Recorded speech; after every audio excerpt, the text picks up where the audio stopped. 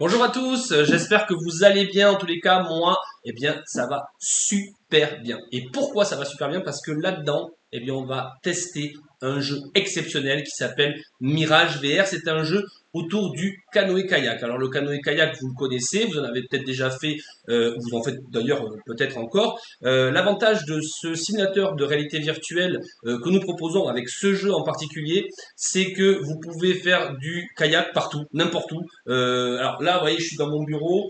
C'était un peu compliqué de gonfler le kayak, mais si vous avez 5 mètres carrés, 5-6 mètres carrés d'espace, vous pouvez mettre donc un kayak en réalité virtuelle et mettre donc du coup ce casque avec le jeu que je vais vous faire tester. On va commencer par un mode qui est un mode course. Et ensuite, je vais vous faire tester un autre mode qui s'appelle le mode Free Roam, qui est un mode beaucoup plus libre. Donc j'espère que ça va vous plaire. Allez, on passe directement à la partie test. Hop, je chausse le casque, je prends les manettes et donc du coup on va recommencer la course donc sur l'île de Papagayo au Costa Rica. Alors le but du jeu, ça va être donc de passer, comme vous le voyez là j'ai mis pause, juste devant vous avez donc des structures qu'on appelle des portes qui sont de couleur verte et blanche. Et il ne faut surtout pas toucher les côtés de ces portes. Donc je crois qu'il y en a à peu près 7 ou 8 à passer. Et puis juste derrière moi, lorsque je serai en course, il va y avoir un adversaire en bronze et le record de la course. Donc le record de la course, c'est moi qui me suis exercé et qui réussit donc à battre les records. Et hop, et le bronze, mais par contre, c'est le temps référence. C'est-à-dire que moi, j'ai déterminé que je voulais faire 1 minute 30. Donc, si je fais ma course normalement, je devrais faire mieux qu'une minute 30. Et si jamais le bronze, donc l'adversaire virtuel, il passe devant moi, ça veut dire que je serai en dessous d'une minute 30. Voilà un petit peu comment ça fonctionne.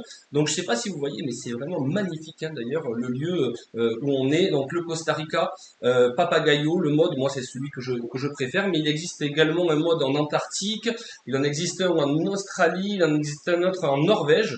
Donc voilà, c'est vraiment des modes vraiment beaux, mais en tous les cas, moi je vous conseille vraiment de faire le Papagayo au Costa Rica.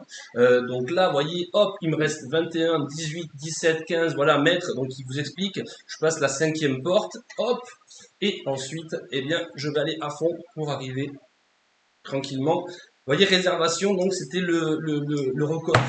Hop, tac, et je crois que je suis un petit peu en dessous du record, mais j'ai quand même fait 1 minute 08, et par contre, le bronze, on le voit là-bas au fond, il est en train d'arriver tranquillement.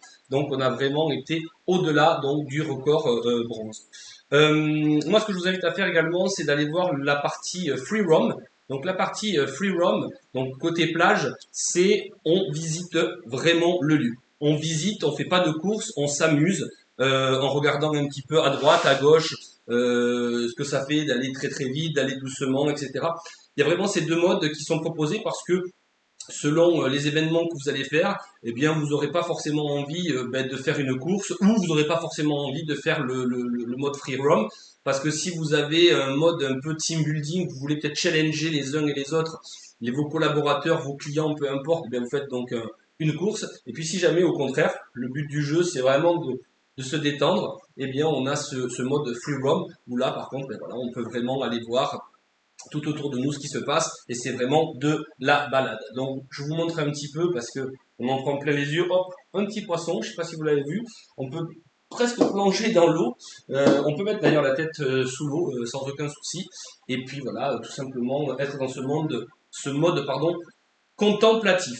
Donc moi je vous invite vraiment à jouer à ce jeu et surtout à prendre le simulateur de kayak qui permet de pouvoir s'amuser avec ce monde-là autour d'une île paradisiaque.